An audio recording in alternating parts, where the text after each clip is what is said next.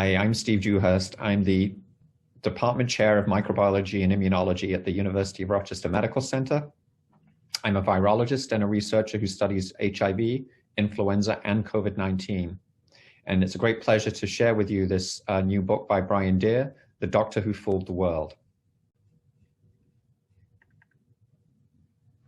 Just a little bit more about myself. I'm also the Vice Dean of Research at the U of R School of Medicine and Dentistry. And in addition, I'm a paid member of the Scientific Advisory Board for 2 vaccine companies. One of those is Sensei Biotherapeutics, the other is Vaccitech. I have stock options in Sensei, and Vaccitech is the co-inventor with Oxford University of AstraZeneca's COVID-19 vaccine. So when I was first asked to give this review of this new book by Brian Deer, I'm very familiar with Deer's work. He has for many years been involved with reporting on Andrew Wakefield, and I have to say my heart sank a little. Wakefield is a notorious figure in my line of work, and the idea of giving publicity to Wakefield is distressing to me personally. That said, this is a terrific book. Deer is an investigative reporter of the old school. He really is committed to social justice. He's an award-winning writer, very straightforward, and he is reporting here on a decades-long pursuit, really, of truth. And in this case, that truth involves an awful lot of hard work to uncover what really went on with Wakefield. So in my field, Wakefield is notorious because he's committed scientific fraud. He's notorious because he had his medical license taken away, very unusual, in the United Kingdom. He's notorious because he individually created the myth that vaccines cause autism. And he published a scientific paper that appeared to support that, a paper that was fabricated. And based also on a huge conflict of interest that he chose to withhold from the editors of the journal in which he published the work. So that's a little bit about Wakefield. But in looking at Wakefield, I'm also really conscious of the fact that many of Wakefield's behaviors are those of somebody who walks down a slippery path that starts out perhaps with things that are morally objectionable, but they veer ultimately into something far worse than just objectionable.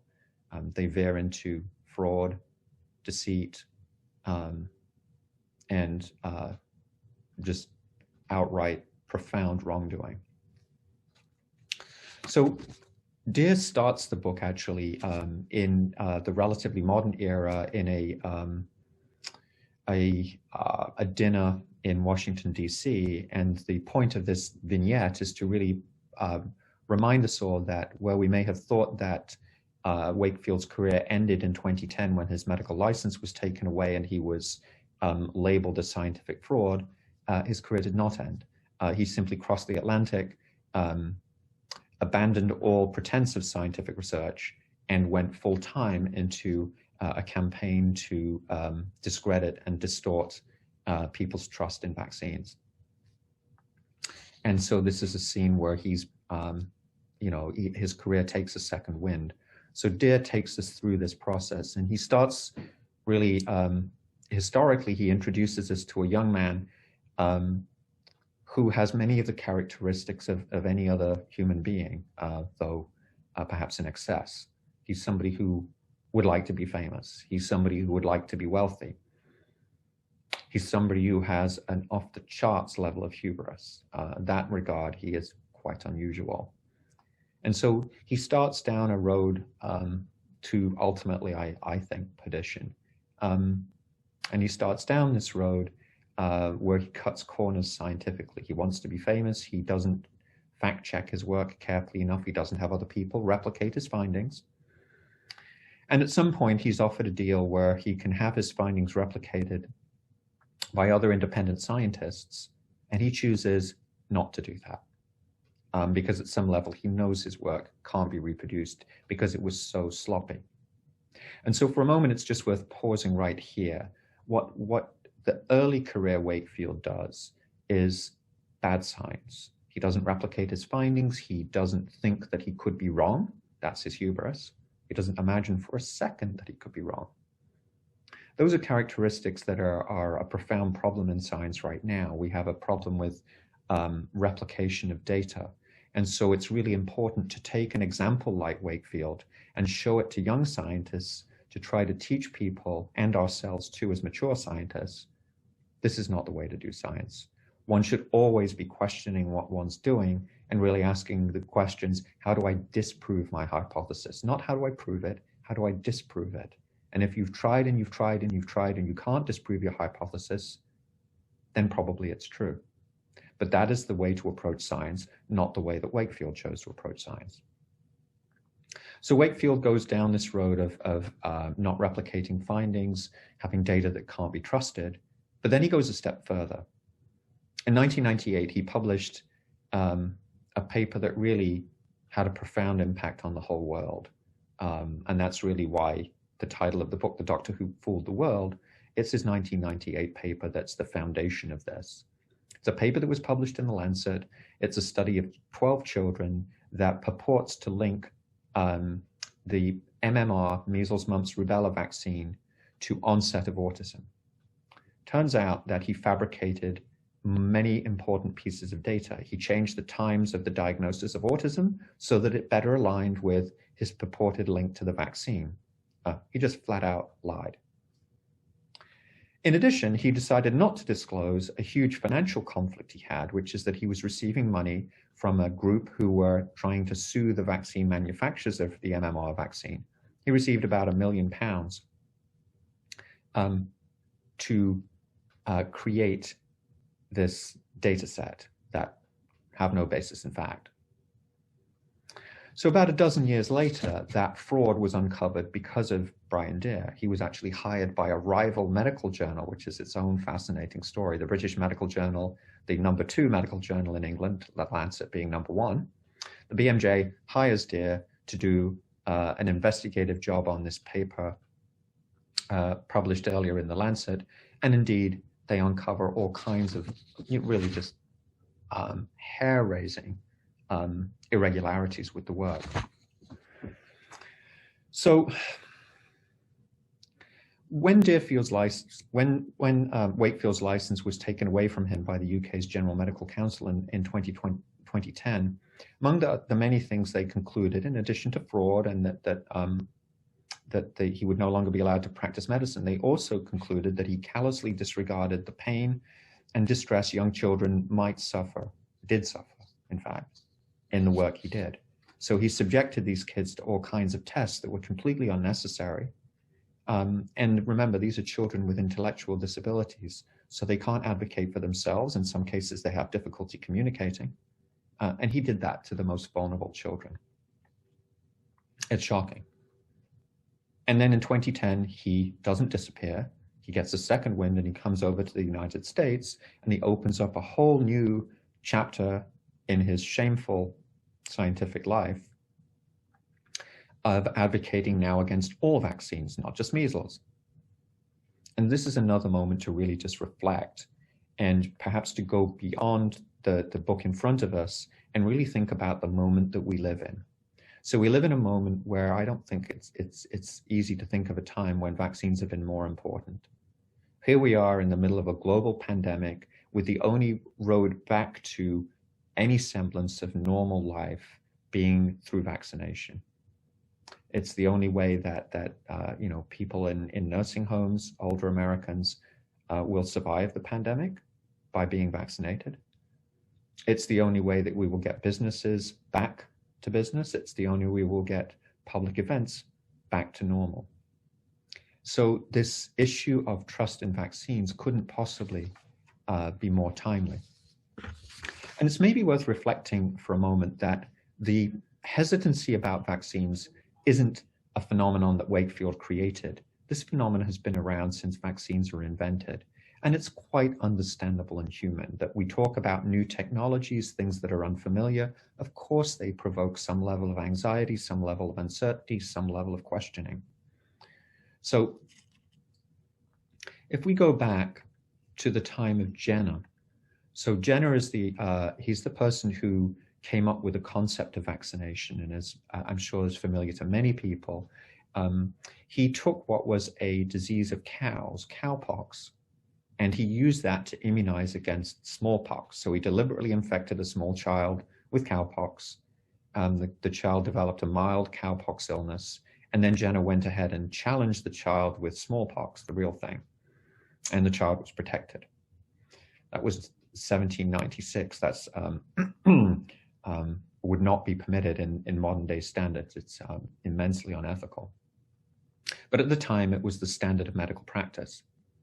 And the word vacca is Latin for cow, and that is then the root of this word vaccination that Jenner came up with to distinguish it from a previous method of protection against smallpox, which was variolation, which was taking the actual smallpox virus and injecting a small dose of it into human beings. Variolation was much more dangerous, had a very high fatality rate. So vaccination was a huge step forward. But within just a year or two of the discovery of vaccination as a concept, you can see that the public response reflected in this cartoon was one of uncertainty. So you see in this cartoon that all these people are being vaccinated, and they're sprouting cow horns, they're sprouting cow heads from their arms and their noses and their faces. And this was really reflective of just people's unfamiliarity with this new technology really at the time. The same kind of concern about vaccination was continuing in Victorian England and Victorian America. So here's a cartoon that was recently reproduced in The Atlantic, and it's looking at an anti-vaccine campaign that was being propagated at this time in Philadelphia. The reason to really reflect on this history is to then think about how it applies to the current moment. The moment we're in is where we have this global pandemic. Our only way back is with vaccines. And where are we at? How do people feel about vaccines? So this is some data from a study that came from the Pew Research Center. It was published at the beginning of this month. This month is March 2021. Right now, the data currently in the US are about 25% of Americans have received at least one dose of COVID vaccine. And you see here data from September, November of 2020, and then February of 21. And you see gradually that green bar on the lower part of the slide is shrinking. That green bar represents people who have vaccine hesitancy. So it's folks who either probably or definitely say they wouldn't take the vaccine. And so it's 15 to 30% of Americans either definitely or probably wouldn't take the vaccine. That hesitancy is greater among some populations than others. So in this case, this again is data from the same survey. And we're comparing here various racial and ethnic groups. And as you can see, among Black Americans, vaccine hesitancy is higher than it is among white Americans. So 37% of Blacks indicate that they probably or definitely will not get a COVID vaccine, and 30% of whites. So why is that? And there are at least two very understandable reasons. One is that there is a profound history of mistrust of the medical establishment that is founded in direct experience of mistreatment. So the famous example that's often cited is the Tuskegee syphilis study conducted from 1932 to 1972, in which almost 400 Black Americans were denied treatment to an effective treatment for syphilis. There's no excuse for that. It's completely unethical. And so that study, among others, engendered a profound level of mistrust with good reason. In addition, there is, of course, the current experience. Many of you will have read about issues of equity in vaccine access. Who gets the vaccine? How are we allowing folks to access the vaccine right now? So this is a current issue. It's not just a historical issue. So this is wrapped up, hesitancy about vaccines is wrapped up in access and equity. And so it's wrapped up in much bigger issues that affect our society as a whole. Some of the top concerns about vaccines then, the number one concern is concern about side effects. And so if we think about the RNA-based vaccines, there are currently 3 licensed vaccines in the US. There is the Moderna vaccine, which is RNA. There's the Pfizer vaccine, which is RNA. And there's the J&J vaccine, which is a virally vectored vaccine. 1 dose, the J&J, the other 2 are 2-dose vaccines. So people who get the 2nd dose of the Pfizer and the Moderna often feel really very tired on that 2nd dose. And there are a number of employers, including the University of Rochester, who are giving people the day off for that 2nd dose because that side effect is significant. It's not life-threatening, but it's significant. People are going to feel tired. They're going to feel a little bit like they got a cold or something. So concern about side effects is certainly based in some reality. There's concern that the vaccines were developed and tested too quickly. As a scientist very involved with the vaccine development process, I don't feel so concerned about that personally because I know a little about how it worked. But it's understandable that many of our other vaccines took years or decades to come to market. The COVID vaccine was brought to market in less than a year. It's really an astonishing, to me, triumph of the scientific enterprise in this country, a triumph of investment over decades in research and science, and that investment paid off when we most needed it. When we needed a vaccine for COVID-19, we were able to produce one because we had invested for decades in a scientific enterprise that was able then to meet our needs when we most needed them to come up with a vaccine. There's a legitimate question about, want to know more about how vaccines work. It makes total sense. There's concerns about mistakes or mistrust of the medical care system, and I've talked a little bit about that. A sense for some people that they don't need it. And I'm going to speak about that in just a second. So some of the top reasons to get vaccinated, and I've distinguished these into the personal and the societal. So the top bullets are really just for us as individuals. COVID-19 is very unpredictable. So even otherwise healthy people can develop severe disease or even die. You just don't know. You really want to roll those dice. Long COVID affects up to 1/3 of people with COVID-19. They'll develop lingering symptoms 6 months or later. Again, you just don't know if you're going to be that person who develops long COVID. Why take the risk? And in a general sense, the risks associated with getting COVID-19 greatly exceed the risks associated with getting vaccinated. In terms of our role as citizens in a society, to me, vaccination protects not just the individual, it protects the whole community because it limits virus spread. And the other important aspect of limiting virus spread right now is that there are viral variants out there that may be more transmissible, more infectious, and this is our best way to shut those variants down before they become widespread. So in getting vaccinated, we protect ourselves, but we also protect our friends, our neighbors, our family members, our community members. So bring it home a little bit. This is an example of why vaccine education is so important. It's data from the University of Rochester Medical Center's own workforce looking at vaccine hesitancy. So on the left-hand side of the slide, you'll see there is initial survey data, and in the orange and red are people who then have vaccine hesitancy. They're either unsure or they wouldn't take the vaccine when they were surveyed at the end of last year. On the right-hand side are the data of who actually ended up getting vaccinated in the first wave of vaccination for people really on the front line. So this is about 20,000 people, a little bit more, at the U of R Medical Center. And you'll see that 85% of people got the vaccine. Only 15% ended up remaining as hesitant.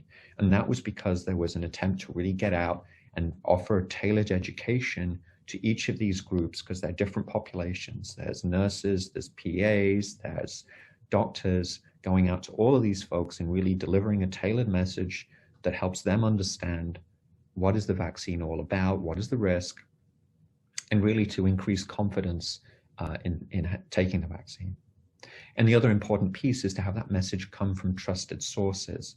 Many of us listen most closely to our medical care provider. We listen to friends and family.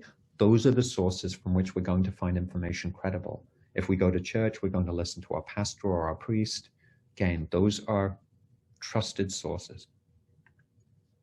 And so that really leads to the last point, and that is in reaching out to the community and building trust in vaccination, it's really these issues of both trust and equity. So Wade Norwood is, with Nana Bennett, is one of the two co-chairs of the Finger Lakes COVID-19 Vaccine Task Force. And Norwood has said that we need to make sure that historically marginalized groups have a seat at the table where decisions are made. That's about trust. If people know they have a seat at the table, they can trust in the process. And then the second piece he says is that different groups need different approaches. So some folks will find the most trusted source in their lives to be religious leaders. Other folks may be members of rural or urban communities. They take different sources of information. They think about things from a different lens. You may have migrant workers in farming communities. There'll be different issues for those folks. And as he says, different issues for Black folks in city neighborhoods. So really taking a broad approach and bringing everybody in to listen with empathy to what concerns are, and to really offer people access to vaccination and access to information about vaccination that comes from trusted sources. And so just to go full circle, then it takes us back to Wakefield and to this book. This book fundamentally is about erosion of public trust in vaccines. And I think one of the take-home messages to me is how much a single person was able to affect that. Wakefield was able to undermine public trust in vaccines to a phenomenal degree as a single individual. I would take the view that the opposite is true too, that each of us as individuals can restore confidence in vaccination by talking to our friends and our neighbors, by thinking about these issues, and by really just having conversations. If he can go one direction, we can go the other. So thank you very much, and I hope you really enjoy this book.